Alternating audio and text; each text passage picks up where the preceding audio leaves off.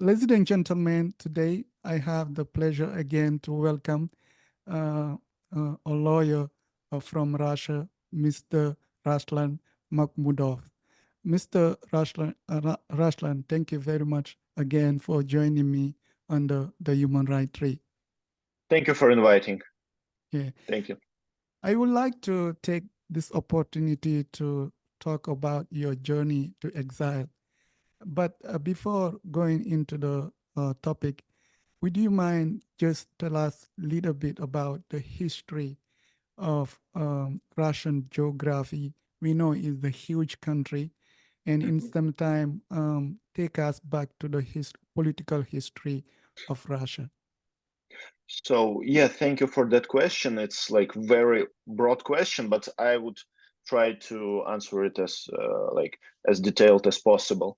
So nowadays, the Russian Federation is the biggest state in this world, like around 17 million square kilometers. And its previous versions of this country, like Soviet Union, and before that Russian Empire, so they were also one of the biggest countries in this world. And Russian Federation is smaller than its previous incarnations. But even though it includes not only Slavic regions, as most people imagine Russian people like Slavic people, but it's only around 80% of the population, which is 142, 45 million people. But 20% of Russian population are ethnic minorities, Muslim minorities, and Buddhist minorities. So some Russian citizens, people speaking Russian, are Asians from Asian part of Russia.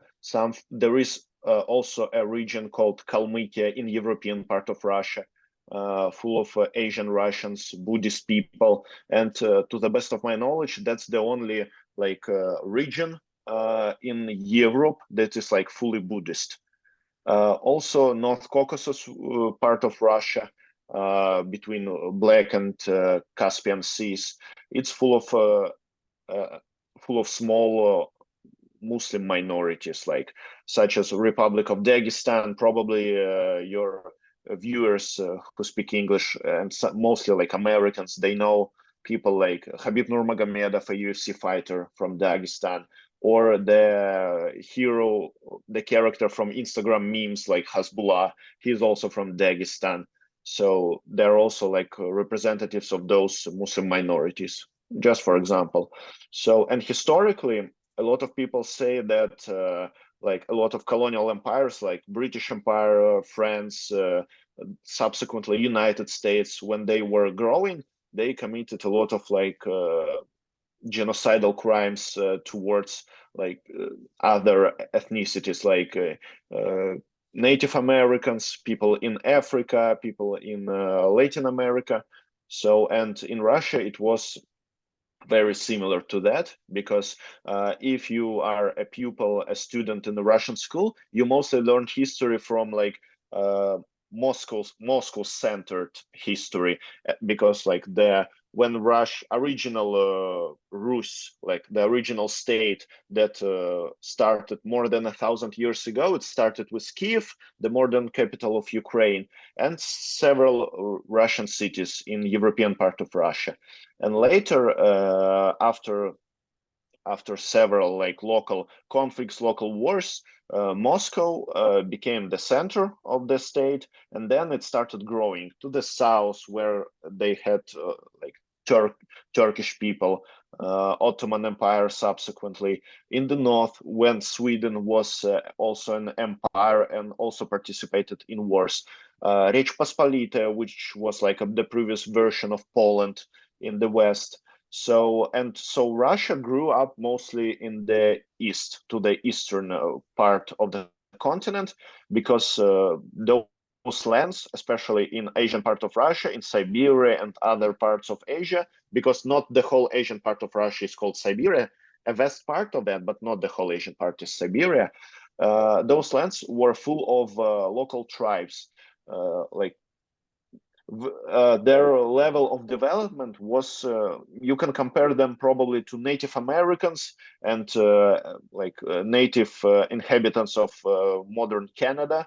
So those people, they didn't have such developed states, so they were not able, throughout history, they were not able to defend their land. So the Slavic Russians from Moscow, from European part of Russia, uh, subsequently, throughout decades, they took their land. They tried to make them Christian, especially starting with the Peter the Great, the person who created Russian Empire at the beginning of 80th century. At the beginning, he started the campaign of Christianizing all people around Russia, like what we know of Russia of today. I mean, all those lands in Asia and in the south of European Russia.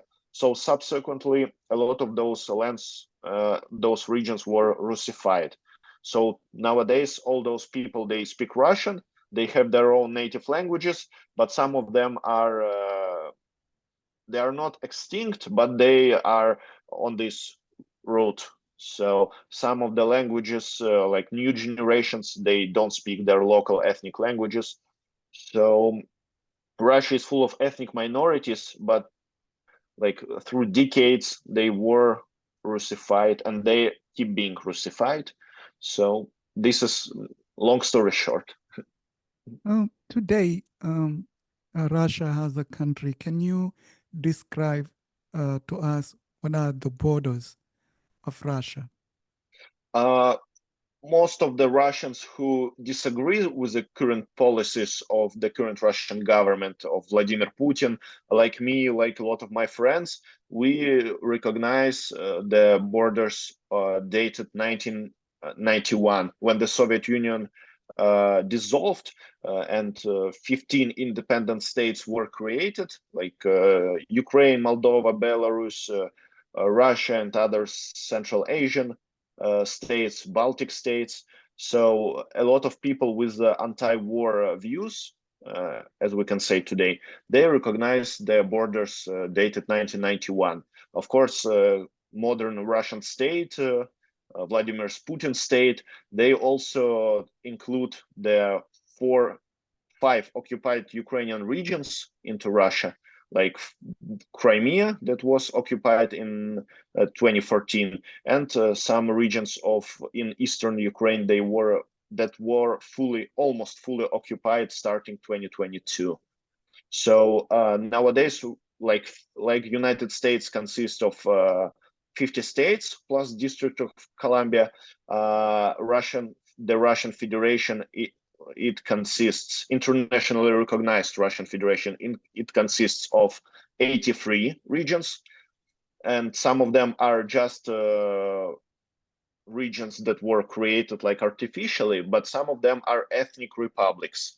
So they are called a little bit differently. They are called republics, like Dagestan, Chechnya, or Kalmykia that I've mentioned previously, a Buddhist republic. Those were 21 republics. So additionally, Putin's state, they recognize Crimea as republic as well, the 22nd, and other regions of Ukraine, they recognize them as additional regions, which are called oblast. So in Russia, in the US, they mostly call those regions states, but in Russia, there are like 6 different words to call different regions, but mostly they mean the same thing. Only ethnic republics, they have some differences in local law, but mostly those are like the same, of the same value. For outsiders, often we see Russia through Slavic, through the Slavic population and through the Orthodox Church. But knowing you and talking to you, um, you are not Slavic, and if I'm not mistaken, you are a Muslim. Uh, Yeah, my father, he was born in Dagestan, Mm, South Republic that's bordering Azerbaijan on the okay. shore of Caspian Sea. Mm, So he's from this region, and my mother, she's ethnically Russian, from Orthodox family from the very far north of Okay. European Russia. So both my parents, they grew up in small villages, and but their families, they were never very religious because they were growing up in Soviet Union, and not a lot of people were like very religious enough to bring those traditions to their families. So I wouldn't say that I'm religious, I'm Muslim or Christian. I prefer to consider myself an agnostic. But Okay. you can say that by default settings, like my mother's family, they are Christian, my father's, they are Muslim. But in my family, we are not like adherents of any certain religion. Okay. Based on that, can you just tell us a little bit your ethnic background? How do you view yourself? Mhm. Uh, Yeah, of course. So as I just mentioned, my father is like 100% representative of a Muslim minority. This minority is called Lezgini. So Republic of Dagestan that I mentioned, it's not like a separate ethnicity like a Dagestani. This region is very unique because it's full of very small ethnicities. It includes, I think, like 30 or maybe 40 or maybe even more like small ethnic groups or tribes. They have their own traditions, cuisine, even language. So in some like ethnic republics, people have only one additional language, one, like in Chechnya, and they all speak Chechen. But in Dagestan, they have a lot of different languages. Some of them are not similar, so people cannot understand each other using their own language, so they need Russian language to communicate with one another. So, but my father, he grew up in a village, so he started using and learning Russia after he moved away from the village, and he got enrolled into university. It was in Soviet times, so he went to the far north because they had a lot of uh, like places, spots to get a very good education. The salaries were higher back then in those times in the 80s in the north. And my mother, she grew up also in the north, and she graduated from her university in the small northern region of Komi. It's also an ethnic republic. Komi, it's like an ethnicity that's has is related to Finnish people, to Estonian people. So a long time ago, it was one of the northern tribes, I would say. And nowadays, it's a region. It's very big. It's like twice as big as Great Britain, but the population of the region is less than 1 million people, and most of them are Slavic Russians and not Komi people. So my mom was from an Orthodox family. I know that her ancestors, they were exiled from the city of Novgorod in 17th century, correct? When the Orthodox Church were going through some reforms, and my mother's ancestors, they didn't want to change their traditions. So those people were exiled. They were even more Orthodox than modern Orthodox Church, so they were exiled to the far north, where she grew up, and then she moved to a city. She was a teacher. She taught math at school. And my father, he was studying to be an engineer. And so they met there in the far north. I also was born there. My elder brother, I was born there. I was growing up there till I was 12, but every summer I was visiting the very south of Russia in Dagestan. So I'm very acquainted to like how people live, to the conditions, to the quality of life of Muslim regions as well. I know a lot of my relatives. I still maintained relationship with a lot of my Muslim relatives, because there's like the definition of family is very important in those regions. Families are big in those regions because there are a lot of children. Therefore, there are a lot of like brothers, cousins, uncles, aunts in those regions. So I have a lot of relatives with whom I communicate on a like daily, weekly, monthly basis, even residing in a different part of the world. And so you can say that by Russian standard, I'm coming from a mixed family. So even people from Caucasus region, like from Muslim minorities in Russia. In Russian language, they were called like blacks, kind of. So by Russian standard, I can be considered like half black. So Oh, that's very okay. funny. So So, American people, they are always surprised to hear that because they have kind of a different standard of a black person, of course, in the United States. But I'm also don't look like a typical Slavic Russian person because like my hair are darker, my eyebrows are darker, and I have some like traits, like some parts of my face are also not very Slavic. So but I speak Russian like fluently without an accent, so not a lot of people can spot anything different in my ethnic background. so growing up, as you emphasize it, growing up as a minority, did you always see yourself as a Russian and part of the Russian nation?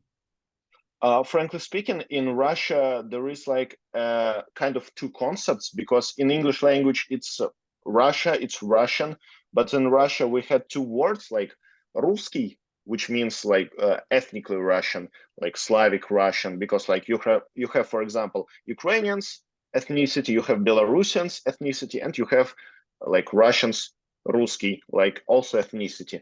And a newly introduced concept, like when the Soviet Union collapsed, Россиянин, because the country itself is called Россия in Russian, and Россиянин means like a citizen. So not only a Slavic person, not an it's not this concept is not based on ethnicity, but it's based on like your citizenship. So an Asian Russian can be Россиянин, even though he's like a representative of a minority. A Dagestani person, a Chechen person, they're not Ruski, but they're Россияне. So they are citizens of Russia, but they are not ethnically Russians. So yeah, since English language doesn't have so many words for all those concepts, it's a little bit complicated to describe without using like Russian words, at least the definitions. And so growing up, I didn't always feel, I didn't always consider myself like as a representative of a separate small nation, because my father, he worked a lot most of the day. My mother, she spoke only Russian. She never spoke my father's language. So she also taught my brother and me like we spoke Russian to our mother, to our father. So I speak without an accent, without a like southern accent, without a Caucasian accent in Russia. So, but nevertheless, I communicated a lot. I visited Dagestan in those times in 2000s, in 2010s with my family before it became like a popular Russian resort as it nowadays. In those times when there was like danger of Muslim fundamentalists from former Chechnya, from former Ichkeria, like Chechen insurgents. A lot of some people were radical Muslims. So back then, when it was this kind of danger, Russia had a lot of like ethnic tensions towards Muslims. They remain nowadays, but back then Russia was also full of skinheads, of like Nazis, literal Nazis. I mean, not related with the government, but as you can imagine from the movies, like guys with like I said, skinheads. They were just beating people of from small ethnic groups in big cities, in big Slavic cities like Moscow, St. Petersburg. So back then, when I was a child, I didn't experience any of this. I didn't have to face that because I was like in elementary school, in middle school. And by the time I was a student in high school or a student in university in the second half of 2010s, those ethnic tensions, they became less, how to say it, not less important, but it stopped being such an issue to while communicating with my peers, because more and more thanks to the internet, thanks to globalization, Russian teens, people of my age, I'm 27 right now, so people of my age, like 10 and 15 years ago, they were becoming more and more open to the world, more open to other cultures, more open to seeing people of different ethnic backgrounds, not only from other parts of Russia, but from all around the world. When Russia was quite open in 90s and early 2000s, even in 2010s, before 2014, when Crimea was annexed, like the country was full of tourists from Europe, students, employees from Europe, from Africa, from Latin America, from Asia. So I think back then it wasn't a problem. Maybe nowadays it's becoming a problem again because the policies of current Russian state, they are quite xenophobic. But I mean, to among ordinary people, having a mixed background, ethnic background, religious background, that's mostly not a problem, I would say. Of course, there are sometimes nasty people, xenophobic people, racist people, but I think it's less of a problem nowadays than it was even 20, 30 years ago, because people, thanks to the internet, they learn more and they see more people of different backgrounds in their day-to-day life, even in small towns, because different small towns around Russia, they sometimes they have pretty good universities in certain uh, with certain classes, with certain degrees. And for example, you can see like people from Middle East, from Latin America, from Africa studying like in even small towns. You can never imagine seeing such a person like from the different part of the world in this small town, but nowadays that's reality. And most people are okay with that. That's not a problem anymore, at least. But unfortunately, sometimes awful incidents, they still happen. Students from Africa, from Latin America, sometimes they're being even murdered in small Russian towns. So I cannot also say there is no problem. There is a problem, but not on a country. It's not a countrywide problem. So it's not like they're not welcomed by anybody. But of course, there are awful incidents that are not investigated enough, and the government does not react enough to them. So Mhm. there is an isolated small problem here and there. Um, can you tell us how is life growing up in Russia as a young man? My childhood was mostly in 2000s, which is considered, but at least nowadays, one of the best times in Russian history, at least for most people, because after the Soviet Union collapsed, the 90s, they were full of newly acquired freedoms, liberties, but the economic condition of the country was still awful because most of the problems created by a communist government, they still remained, and a new liberal government, they struggled with fixing everything.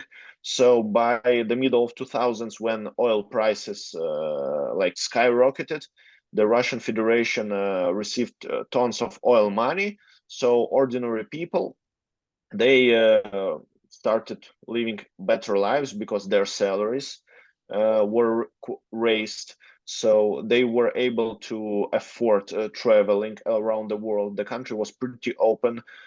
We received a lot of things from all around the world, not only movies, films, concerts of great musicians. So a lot of celebrities were visiting Russia with concerts. The country was pretty open to new ideas, new technologies, and still it was a very developing, pardon me, it was a developing market. So I think in those times, in 2000s, when the country it was trying to understand where it wanted to be culturally in this world, a lot of new directors were appearing, a lot of new musicians, like this new decade, they were appearing.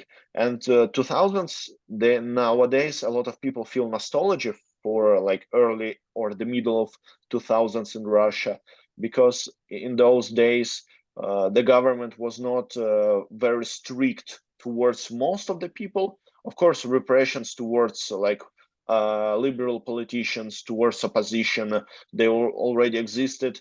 Vladimir Putin already conducted a lot of awful things by the middle of 2000s. Some political assassinations, they already took place.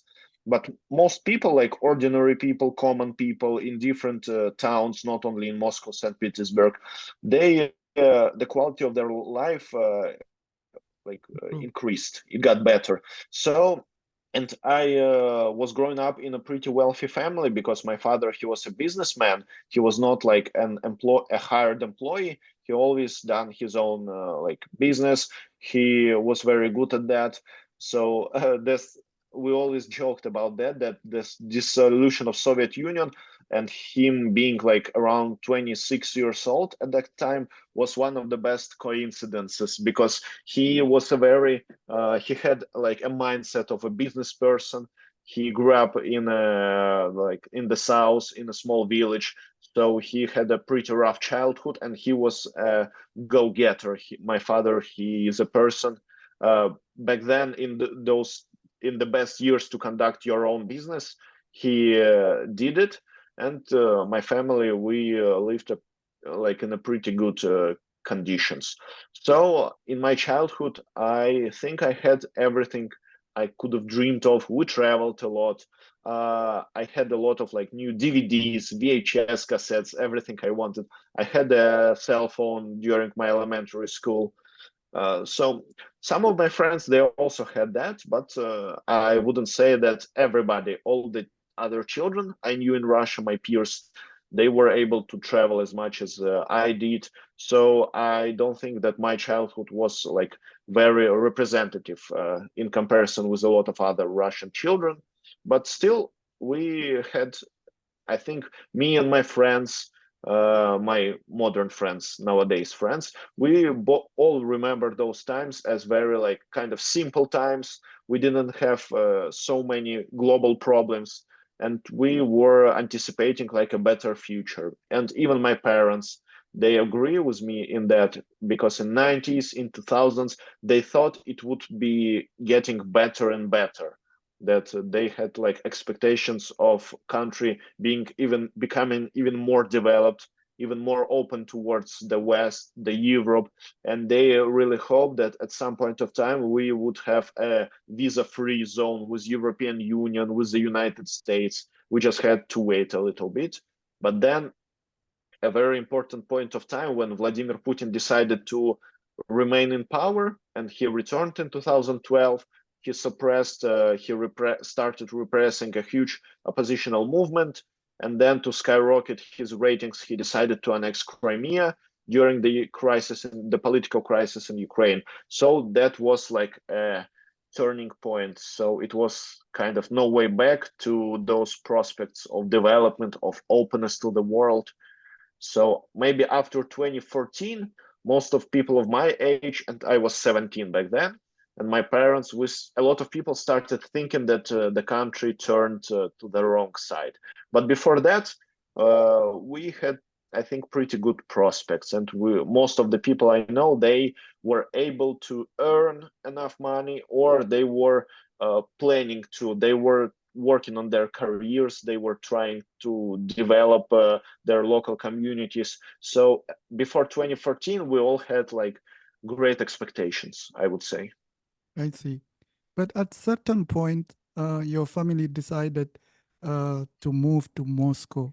How Mhm. was the change for you as a young man? Uh, for me, it wasn't as drastic as you can imagine, because I studied for like 5 years in my small town. Small, I mean, it was like 100,000 people, but by Russian standard, it's still a small town. And I went to a sixth grade in Moscow. So it was, yeah, I started acquiring new friends. It was the era when the internet started to be like as developed as nowadays. YouTube started becoming popular, online multiplayer games. I was just like 12 years old. So for me, it was not an like this kind of change something awful, because in Moscow, my parents and I, we spent a lot of time together visiting a lot of museums. We were walking in the new places. I played a lot of like multiplayer games with my new friends, because I already found some friends at my school, like other guys with whom we had a lot of common interests. And I started like learning English, because my mom, she put me on English classes. Like I already had been visiting them in my hometown, but I continued in Moscow. So in Moscow, it wasn't something problematic or awful. Everything went everything was kind of great for me, I would say, because I didn't have any problems with change of the environment because I was and I still am pretty close to my family. We all moved to Moscow, so it wasn't problematic for me, I would say. So, as a young man living in a big city like Moscow, what are the different activities were you able to be involved in? And Mhm. for the people who don't know Moscow, what can you share about the city? I can say that Moscow is, I think, to the best of my knowledge, it's probably the biggest city in Europe. Like the population of the city itself is nowadays probably around 15, 16 million people. And I think the suburbs of Moscow are additional like 5, maybe 7 million people. So it's a pretty big place. Uh, I have never visited most of the neighborhoods in Moscow, especially in other outskirts. So I lived in the outskirts of Moscow, but the public transportation in Moscow is very developed. So just taking a subway train can assist you in getting to the very like historical center slash business downtown of the city like in 20 minutes. That has never been a problem, like transportation around the city. And like in most of the former socialist countries, Moscow subway is pretty nice. So it's much cleaner than in United States, because back then in Soviet times when it was being constructed, it was not only like the means of transportation, it was also like kind of an image of the city. So there are a lot of train stations in Moscow that are full of beautiful images, mosaics, or sculptures. So back then, I remember that my parents and I would travel a lot by public transport. We would go to the city center, to downtown, to explore maybe some historical neighborhoods, because Moscow, downtown of Moscow, was very walkable, and it still is very walkable. So we visited a lot of great places, big museums like vast, big painting galleries, or small museums. For example, some like residences of writers, authors, painters from 19th, from 20th centuries, because Moscow was a center. It was not the capital of Russian Empire, because St. Petersburg was, but in Soviet times, Moscow became a capital of the whole country again, and it was like a center of artistic life, center of political life. So it still is full of like great places that became historical sites, and it has always been, because a lot of great, as I mentioned, a lot of great painters, authors, they resided in Moscow at some point of time. They left some legacy related to the places where they lived, like their houses, their neighborhoods, or parts of the city like where they lived. So there are a lot of like it's called like dom muzey, which means like home house museum of a certain person. I'm pretty sure you can find it in any big city, like in Europe or in the United States. But in Moscow, at least what I remember from my childhood, was full of like big, small, or medium museums. So my family and I visited a lot of museums. We also walked a lot, because what I really enjoyed about Moscow, and I still enjoy, it's full of forest parks. So it's not like in the United States where you mostly have grass and some lines of trees. Those are like literally pieces of forest inside the city, sometimes without any artificial lighting. So during the day when you have sun shining, it's very nice. You are walking, you don't hear cars, you don't hear tons of people running around, being busy. You are just one with the nature, but you are still in the city, and this kind of forest is like of walkable distance from your apartment building. So that was very unique for me back then when we moved, because here I have like tons of apartment buildings, and 5 minutes later, after a small walk, I'm almost in the forest. So I enjoyed that very much. about Moscow. Most of the neighborhoods in Moscow, especially in the outskirts, they have this kind of parks. Uh, and that is why I think Moscow, at least by in comparison with most of other Russian cities, Moscow is a quite good place to live if you earn enough, if you have a quite a good salary. And Moscow was developing when I moved in 2009. Some changes in city management were appearing.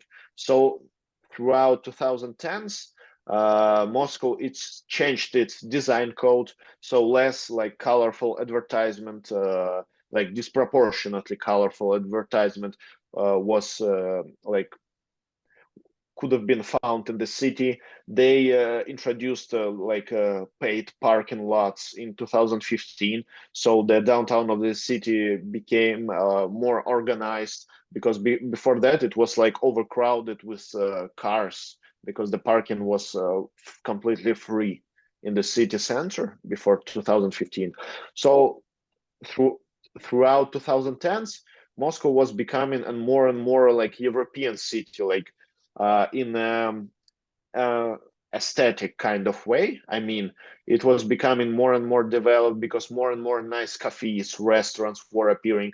And since Russian people, in comparison to Europeans or Americans, they didn't have so much money to spare like to things like that, like cafes, restaurants, cinema, and places of like to have fun in on festivities. So the market in Moscow or in any other Russian city, it's very how to say it.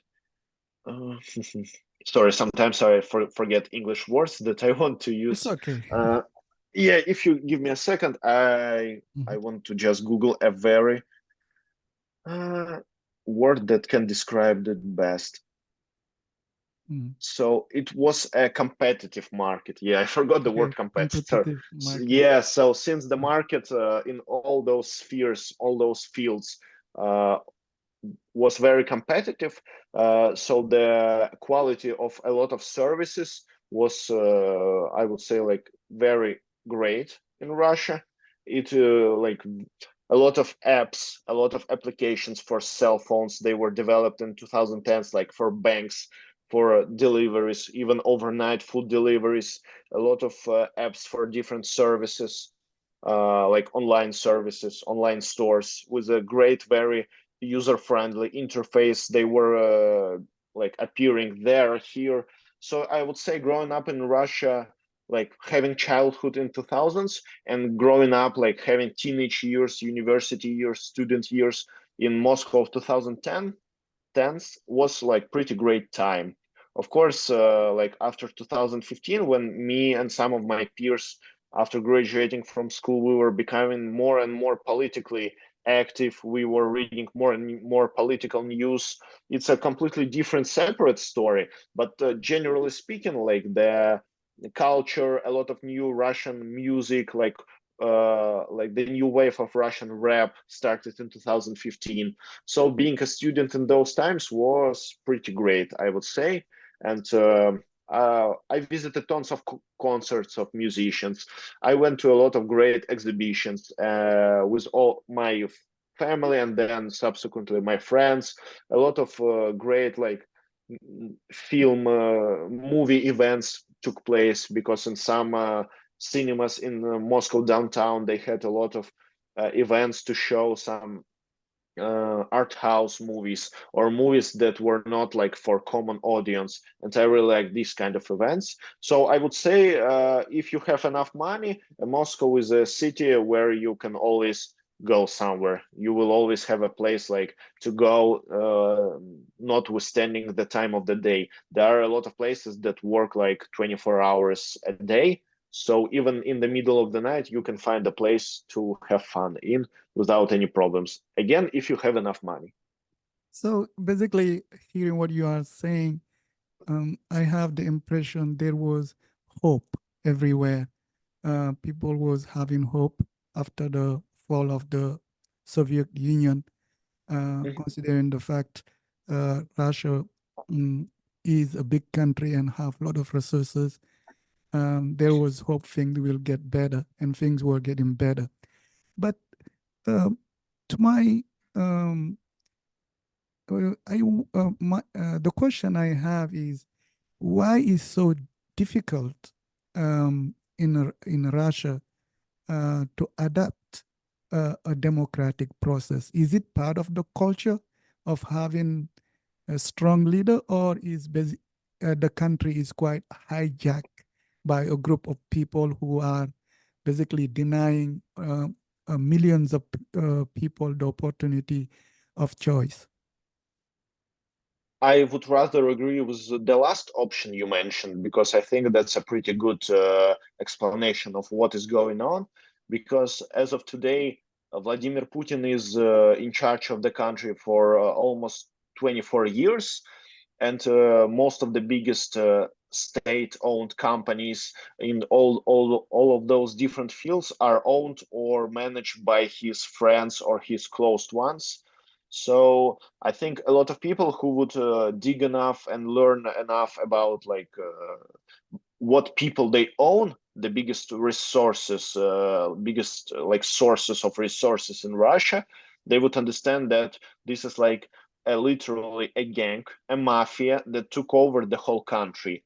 So it's not like they're bribing politicians, independent politicians, or they are using their resources to pressure judges. They are like part of this whole system. So this is Russia. Modern Russia is a great image of like an authoritarian state, because this is a huge system. Of course, it has a lot of different levels, a lot of different people involved in this system, and the country itself, as you mentioned, is very big. It's you cannot control the whole country from one place, but still, that's what we see, because all the important decisions about the whole country are made in Moscow.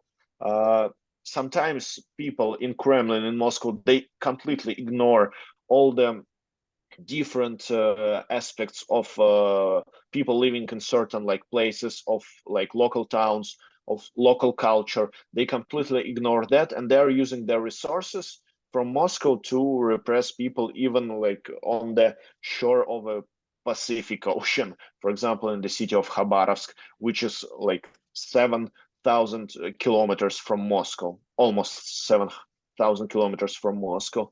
So I would rather say that a lot of people, especially during the last 2 years after the full-scale war with Ukraine started, the full-scale invasion of Russian army, a lot of people say that Russian people, Russian population, they were like genetical slaves or something like that.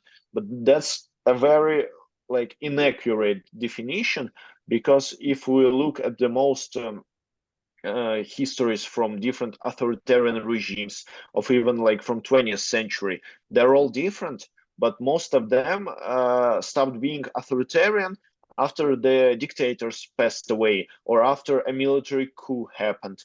But of course, in Russia nowadays, the Putin, he created such a system where people around him are either they don't have any ambitions to take over, they are scared to do something, to plan against him, because or he is just surrounded by very incompetent people, loyal but incompetent. So the whole idea of Putin's regime, mostly like long story short, at least what I think about that, is that it's a very cruel machine, but still led by very not very smart people. They know how to operate a gang. So they do it on a countrywide level. So they're operating a country as a gang that's terrorizing a neighborhood or a small town, but they do it with the whole country, and they consider people in this country as their like assets, not the people they are responsible for. So the Putin, a president who should feel like a hired manager for whom people voted, so he has to impress, make their like life better for his like presidential term. He considered himself like the main person, and people like attachments. to him, because he's like an owner of the country. Like, of course, maybe he never admitted it directly, straightforwardly, but if you read enough news, if you watch some interviews with him, he considered himself like a very historical figure on this kind of level. And most of the people, he consider them like being placed on a level somewhere below. Like people who do not think about any historical perspective, because they need like to cover their mortgages, they need to buy groceries, they have to face these kind of problems on a daily basis. And Putin, most of the time, he's trying to create an image that he is already thinking on some historical scale. He doesn't care about like what happens to ordinary people, notwithstanding of the things he says. He considers himself like uh, a person whose name has to remain in history. So instead of becoming a person like who could have created like the best Russia that we can imagine, open, economically prosperous, democratic, he decided to maintain power and create like a haven for his friends to earn money. He's the person who loves luxury lifestyle, because there are like tons of investigations that he has residences, houses all around the country that are used like by the government itself for him, because he's like a president. So he doesn't own them, or they're either signed, owned by his close ones or his relatives. Those people who are called like Putin's pockets, because they have millions of dollars in their accounts, they have tons of real estate in their name. But still, a lot of investigative journalists, they explored those backgrounds of those people. And before Putin became president, they never had anything like, they didn't have this kind of opportunities or this kind of wealth.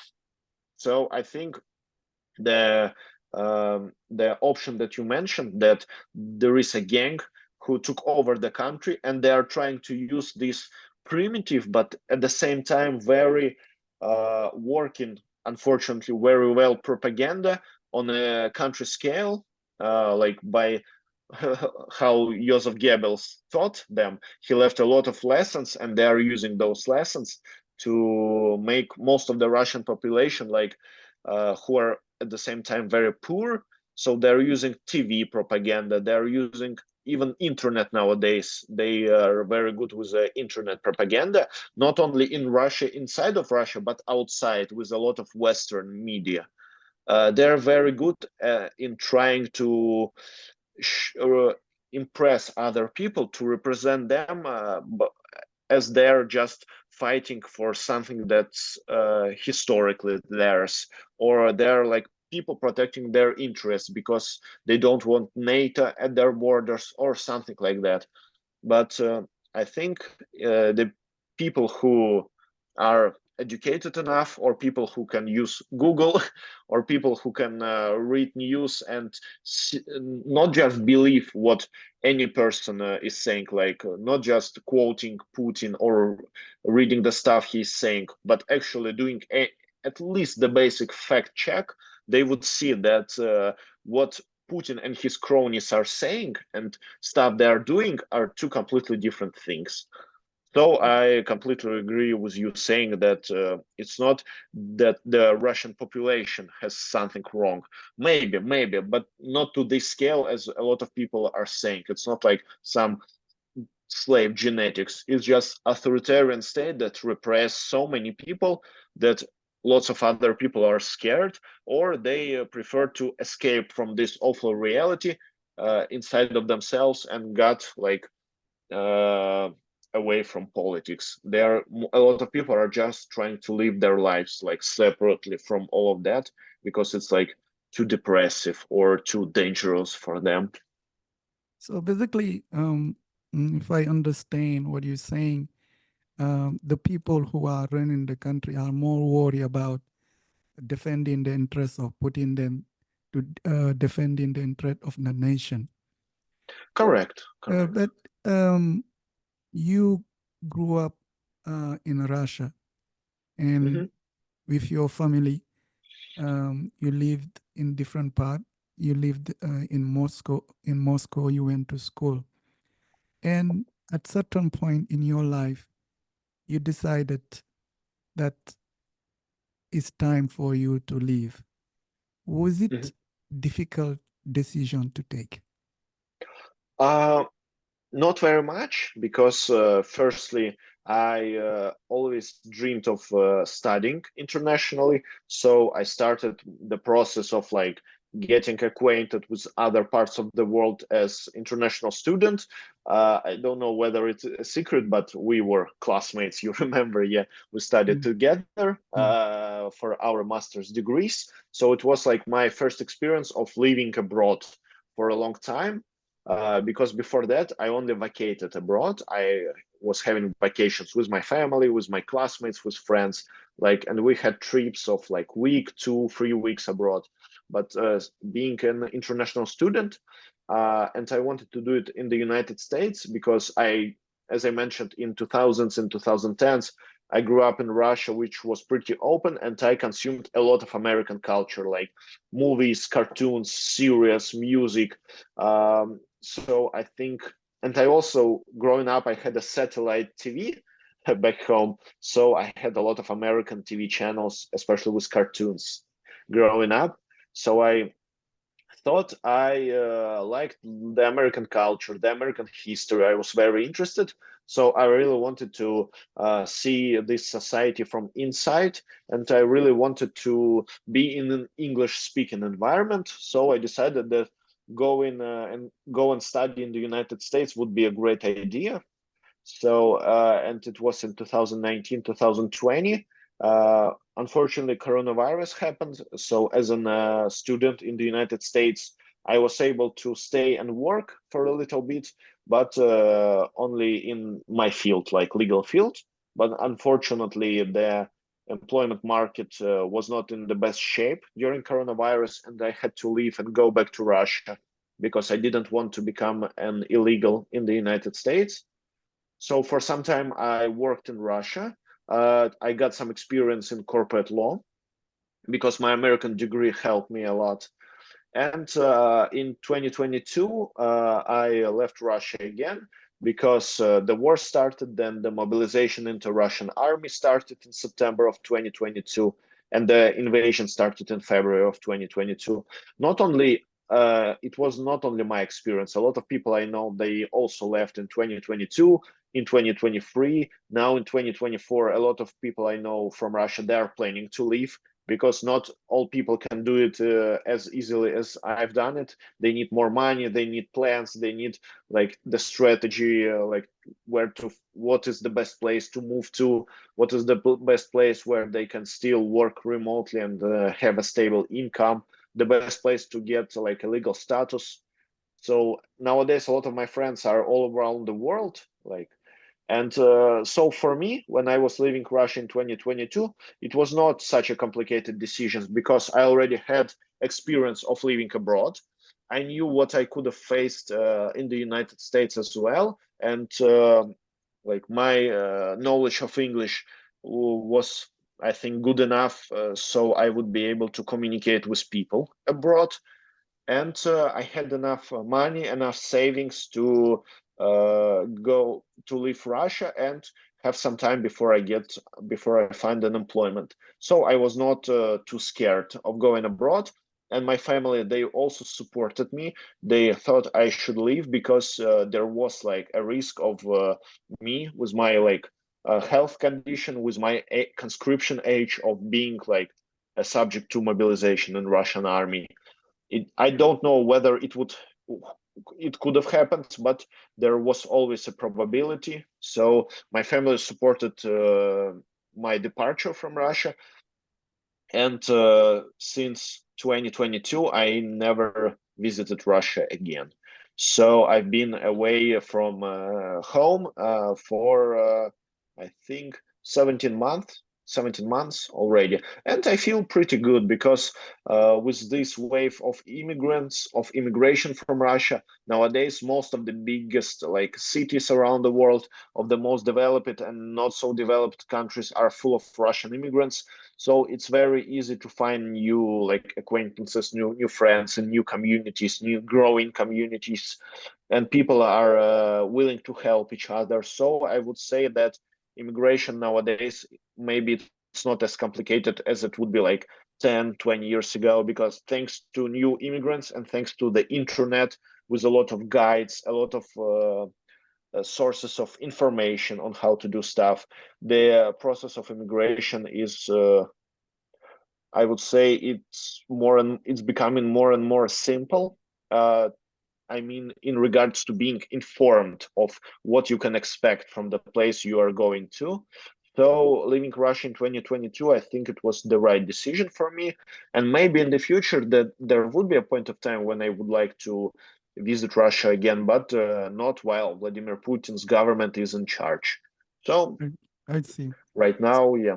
So, how was uh, the route?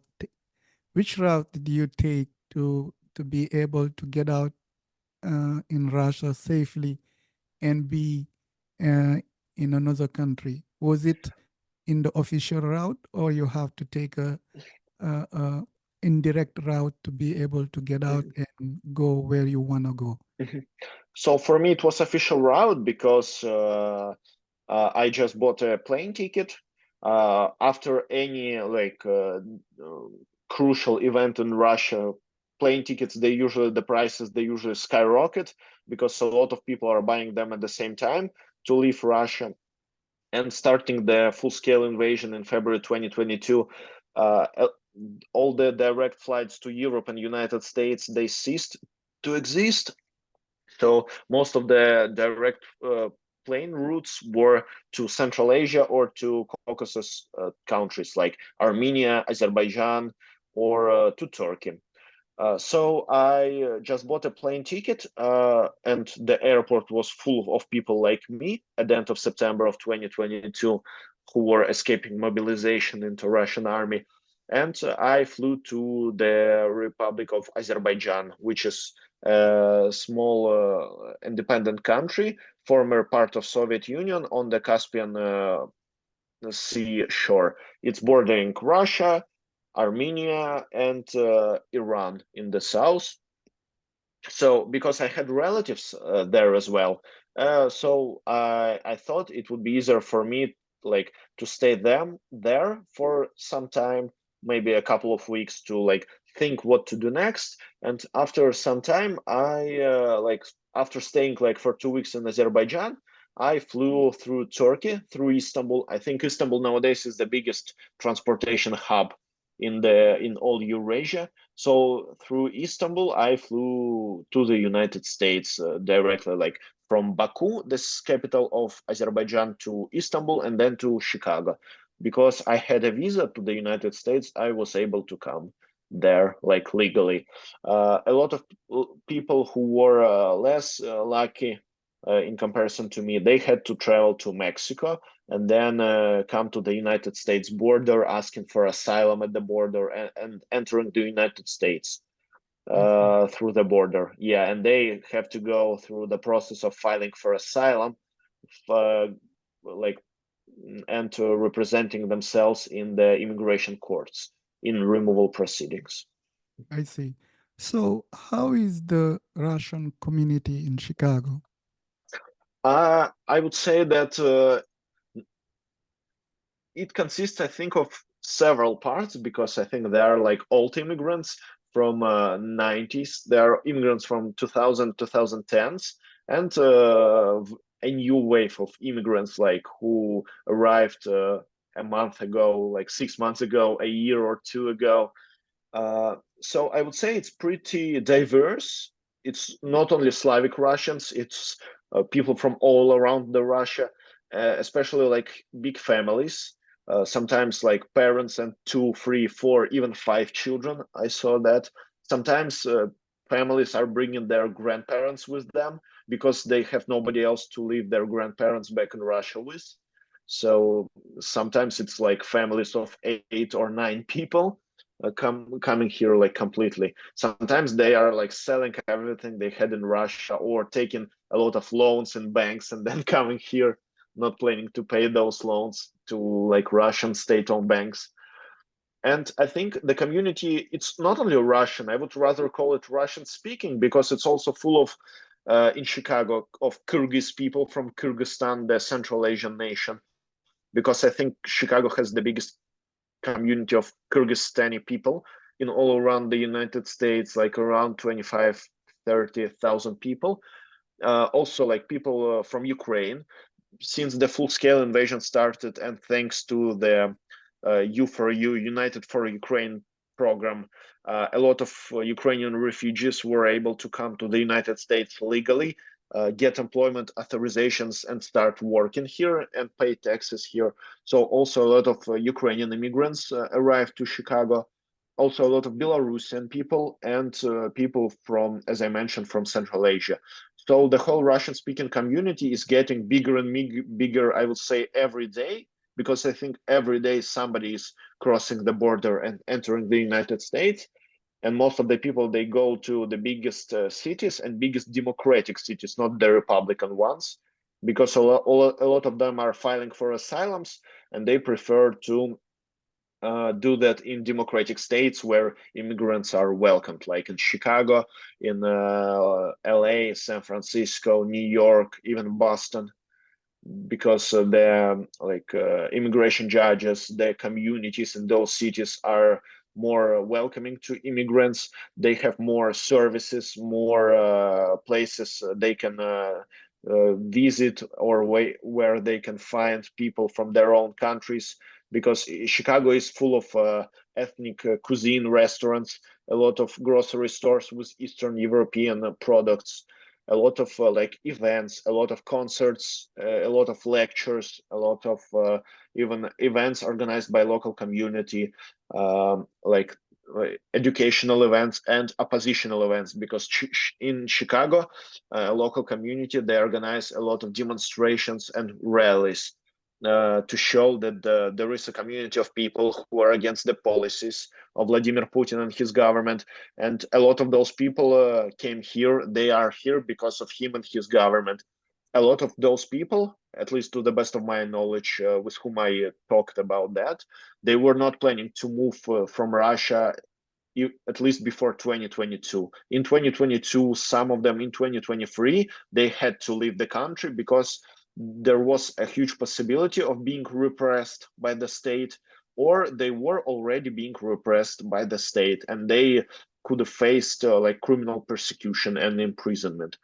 So a lot of those people were just lucky to escape, and they're trying to start their new life here. And most of them are pretty great, like interesting people. They have their own opinion on almost every problem or subject. Those people are politically active. They are people like thinking. They like to think over problems, over news they read, and they are hard workers because they bring their families here.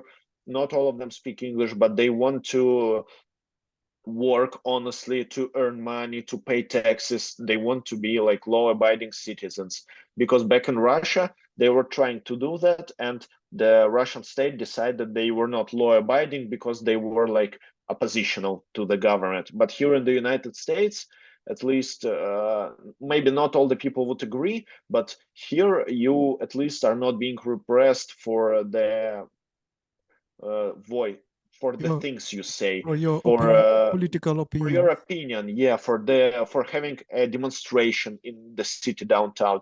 And for a lot of these people, that's like a fresh fresh air, because here they can actually express their opinion, and they're not scared of seeing a police officer on the street, in comparison with Russia. And here they do not consider the government as the source of their problems. Here they are considered the government mostly as an instrument. So the government is like the regulator, the source of like different services, and also like the producer of laws. and most of those laws, they are not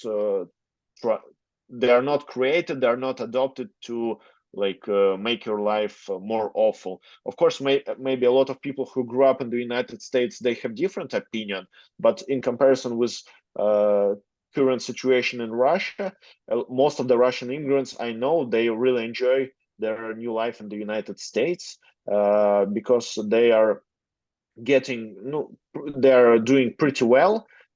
Of course, it's very hard to get into new environment, especially without knowledge of the language, without your professional degree being considered to the same level as it was in Russia. If you were a doctor, an engineer, or something like that, of course, you cannot become an engineer or a doctor here instantly.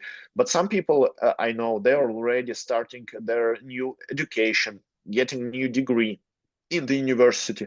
So I would say a Russian speaking community in Chicago, it was pretty educated and developed, and now it's getting like bigger and bigger. So more and more nice people are coming here, and I think they're a great addition to local society, to American society. So I think that's at least for them and for local businesses, that's for the best that they are coming here. I see. But as you indicated, the Russian community is growing, and beside you, we also have the Ukrainian community. Mhm. And today, as we can witness, Russia and Ukraine are in war. Does that animosity affect the two communities here in Chicago? To a certain extent, I think yes. It was more, you could have felt that more in 2022 and in 2023. I think nowadays the tension is it's less than it was, but it usually depends on how people communicate with one another, because at least in my apartment building, like 30% of people living here, they speak Russian. They are from Kyrgyzstan, from Russia, Belarus, or Ukraine. I have like 8 Ukrainian neighbors, like married couples, and they all are super nice people. They are from different parts of Ukraine. Some of them speak Russian to me. Some of them prefer speaking Ukrainian, but I still can understand them because it's like a very closed Slavic language, and I can understand like 75, 80% they're saying. And the other stuff I can always ask, like about definition of any word I didn't understand. So I think if people are communicating with one another, they're actually interested in hearing what person thinks before judging a person by the color of the passport. I mean, like, because Russian passport is red and Ukrainian is blue. That's why I'm using this trope. I'm saying like the color of passport. So if people are not triggered by the fact where you are from or by your ethnicity, and they're actually asking you about your opinion, you're sharing your opinion with them, your honest opinion, and they can relate to that. They can feel that you are like an okay person, you understand that that's awful, you have nothing to do with that, you do not support the Russian government, they don't have a problem with you. At least that's my experience. For the previous 17 months, I communicated with a lot of Ukrainian people, and I never faced any problems with that, any antagonization. Sorry, yeah. So I don't have this kind of experience. I'm pretty sure there are other people who were not so lucky, maybe because I can understand that there are a lot of Ukrainian people who are traumatized. There are a lot of Ukrainian people that lost their like close ones, relatives, who lost their houses, their homeland, because some of them are from occupied territories, and they prefer not to communicate maybe with local Russians, or they are becoming kind of aggressive in at the beginning of the conversation. I can understand that, but I try not to be judgmental towards like the stories of people I hear, like when they had not the best experience with the local Ukrainian community. It can happen, of course. We're all people, but I still believe if both people, like from Ukrainian side, from Russian side, they're sane. They're really willing to see each other as people, as thinking people. They can communicate easily. They would not have any problems, and they can easily become like friends, good acquaintances, and support each other. So I think if all the people are willing to actually see each other and know each other's opinions, there would be no problem in local community, in this city, in this country, for them to communicate.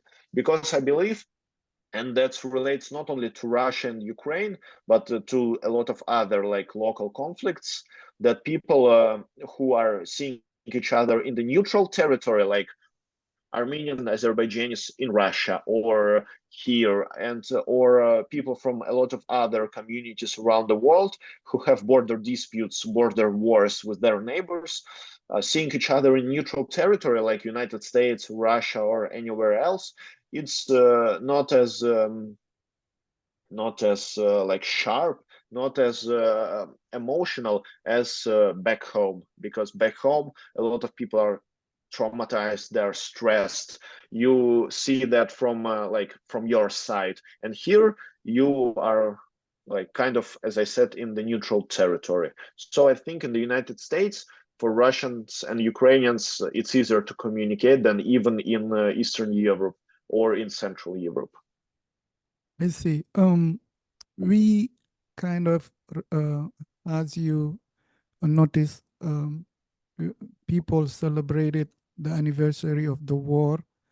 Basically, it Mhm. has been 3 years since the war, the invasion of Ukraine. Two, two, 2 years? two. Okay, sorry Mhm. about that. 2 years since the invasion of Ukraine. Um, there have been sanctions against Russia, but Mhm. we have to acknowledge the reality is Russia economy is still striving. So why you what do you think about that? Why the sanctions are not working? Yeah, so several things. Firstly, I don't know whether it's striving, but yeah, it didn't collapse as a lot of people anticipated, because I think, firstly, you cannot you cannot win a war with sanctions, because Iran was sanctioned a long time ago. North Korea was sanctioned, but still they managed to exist. Their regimes, they still exist, they still stand. So you cannot destroy the regime, you cannot break its spine with sanctions. You can just create obstacles and problems for them. Yeah, and also the sanctions are imposed, yeah, but still there are like a lot of ways to get away from that, because there are a lot of countries like Turkey, a lot of countries in Central Asia that are acquiring sanctioned products, and they're selling them to Russia. And since Putin's state, they use tons of resources, they spend a lot of money on the war, on, or they can spend money on anything they want. They are okay with paying more, but still getting all the sanctioned products, like even American and European microchips. Sometimes they can be found in recently developed, recently produced Russian rockets. So that were produced after the start of the invasion. So to adopt the sanctions is one thing, but to maintain, to see that all the countries, all the parties around the world, they stick to those sanctions and they do not violate them. That's another thing, and I think pretty that's pretty complicated to like administer, to see that all the countries are maintaining sanctions. And sometimes if they create a chain long enough, like for example, an American product is bought by an Argentinian company, then Argentinian company is selling it to, I don't know, like South African company, then South African to Turkey, Turkey to Central Asia, then the Central Asian country selling it to Russia. Maybe there is like no like problems that would be created by this sanction regime to most of the companies in this chain. So the global world, the global trading it's not a problem, but it's also an instrument to be used to get away from violating those sanctions. So I think you cannot win a war with the sanctions. You can use them as an instrument, of course, but wars are usually won with weapons, with artillery, with technologies. So I think global governments, big governments, Western democratic governments, they cannot like they cannot provide Ukraine with not enough aid, military aid, and still expect Russia to lose due to creating obstacles for the Russian economics. Because Russia is an authoritarian state, and in authoritarian states, the government can. It's much easier for such a government to mobilize the local economy, the country's economy, to produce what is necessary for such a government, because they can manage the resources as they prefer, and then based on their preferences they create like laws and regulations. And it's not it, at least I want to believe that in democratic states it's vice versa, where you have laws, regulations, and then the government cannot circumvent them to do everything as they want, as they prefer. And sometimes, most of the times, because of that, like democratic societies, they are much slower to react to certain problems than authoritarian states. So I think that this is the main problem, like not enough aid to Ukraine. So it's not enough to sanction somebody and expect the conflict to like start disappearing, Ex- because the at least the previous several decades they show that regimes they do not fall because of economic problems. yeah. Since your departure to exile, I we witnessed a mutiny in Russia with Evgeny Prigozhin, the Mhm, leader of Wagner Group, and mhm, we also recently witnessed the death of one of the leader of the opposition, Alexei Navalny. Um, mhm, it's quite two events that affected your country. Do mhm. you see any kind of hope in the political level for your country Of course, in the after near future? Mm. mhm. Of course, after any of those events, it's less and less hope, and not only for me, but a lot of people with whom I constantly communicate outside of Russia and inside of Russia. But those events were assessed very differently by me and my friends, because Evgeny Prigozhin, he is like a part of, he was not like a government official, but still he considered himself a part of this system, like a friend of Putin, a person like who would oppose the Minister of Defense, Sergei Shoigu, like the official Russian armed forces. But still, he was an awful person. He was a criminal. He was a killer. He's the person who used a lot of prisoners of Russian prison. He used ruthless mercenaries to kill, to destroy Ukrainian cities, to murder tons of Ukrainian soldiers who were protecting their homeland, even a lot of civilians.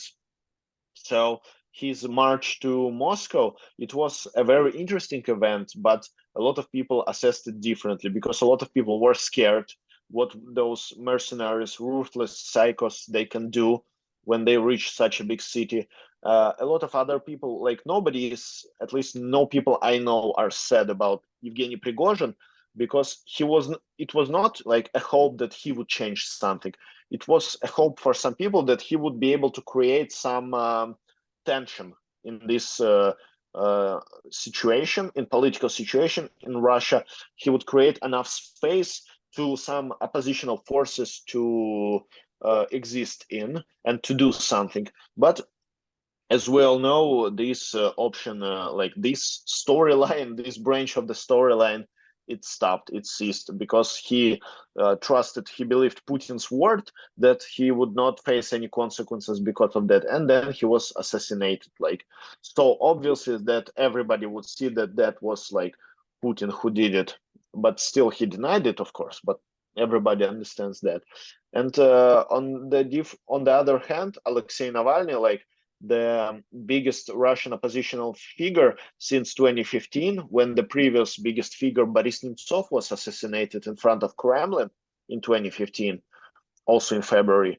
Alexei Navalny, like the voice, I would say, of a lot of generations, a person who made my generation learn about politics, who took my generation out to the streets to protest this government, a person who created a hope for the better future because he had an image that he was constantly advertising, the like beautiful Russia of the future.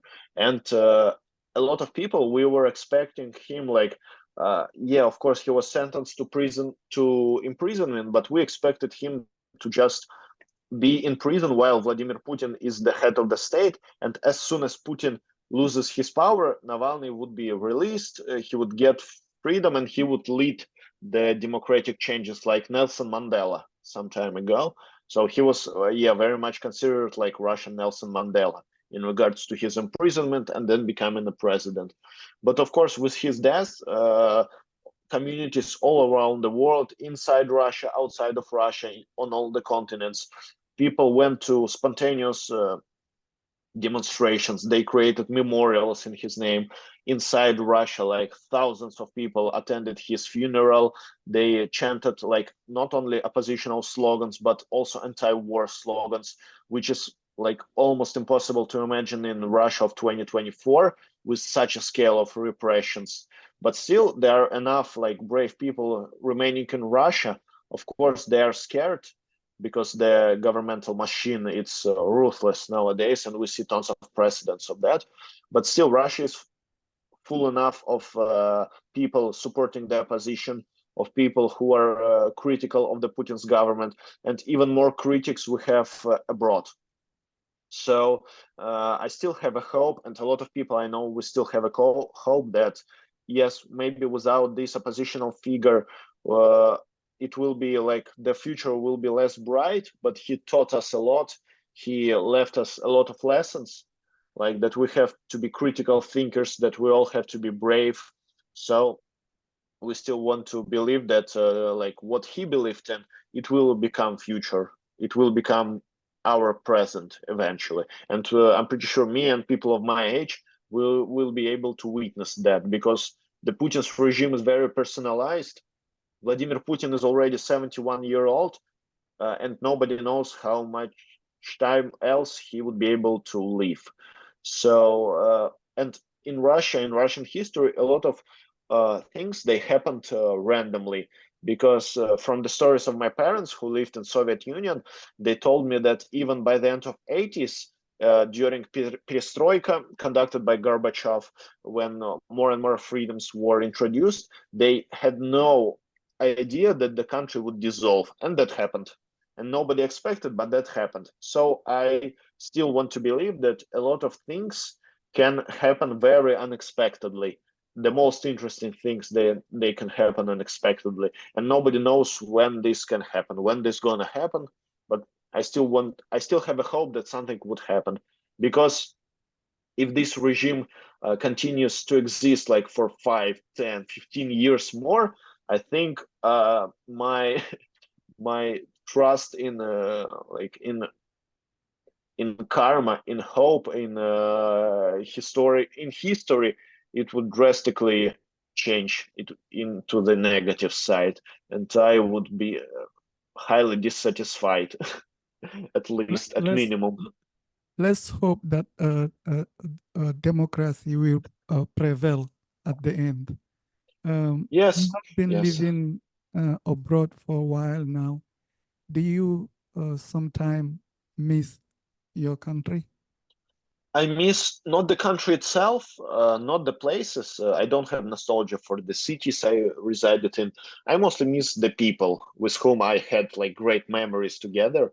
But some of them we will be able to meet in some other countries together, who can travel from Russia to, let's say, like Turkey, Serbia, Egypt, where they don't need visas. They just have to like buy a like plane ticket and I can travel as well. Or some people who already emigrated, and we can meet in also in some countries together. And video calls, they help a lot. So thanks to modern technologies like video calls, instant text messages, or video messages like in my favorite messenger app, Telegram, I can maintain my relationship with a lot of friends, acquaintances, relatives. And thanks to Instagram, because people post a lot of Instagram stories, we can still communicate easily, and you don't need a reason to text a person. You can just respond to an Instagram story, and that usually helps a lot to start a conversation. So I don't feel like my relationship with any of my friends or relatives deteriorated. Of course, we cannot spend time together and create new memories, but still we tell each other a lot of new stories, of our like immigrant stories or stories from Russia. I tell them about something new about United States. So we all feel like we are learning something new from one another, from each other. So it helps a lot. It helps a lot not to miss.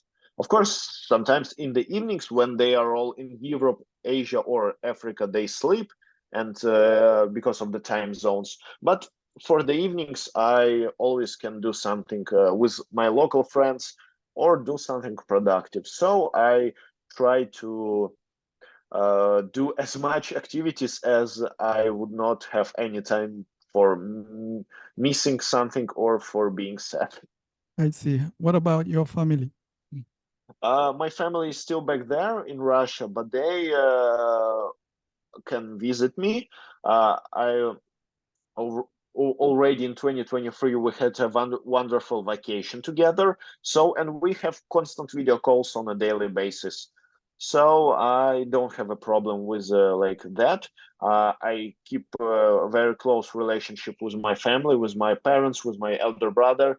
So yeah, we don't see each other like all the time as it happened when I resided in Russia. But still, we know what's happening with each other on like every day on a daily basis. So yeah, technologies and being able to travel, it helps a lot. Ladies and gentlemen, today I had the pleasure to have a conversation with a Russian lawyer, Ruslan. Ruslan, thank you very much for taking us in this journey, in your journey to exile. It was a pleasure Thank you. talking to you. Thank you. A pleasure. Thank you for inviting me, and thank you for giving me a platform to speak about like my background, my homeland. I really hope that people watching that, hi everybody, that you learned something today, something interesting, or maybe something that I said would encourage you to learn more about like maybe Russian history, Russian contemporary politics, or maybe about the history of Russian opposition. Please learn, please read, please educate yourself, and do not believe in propaganda. Always check the information, do the fact checking, and don't watch Russia Today. That's a garbage. I see. Again, thank you very much. I hope that things get better and the Russians people have the chance to experience a democratic, live in a democratic society. Again, Thank you. thank you very much for wanting to share your time and your experience. And I look forward to be in touch, maybe asking further questions about Russia and learn more about your country in the near future. Again, thank Thank you you. so much. That would be great. Take Have a care. great day. Bye Bye. bye.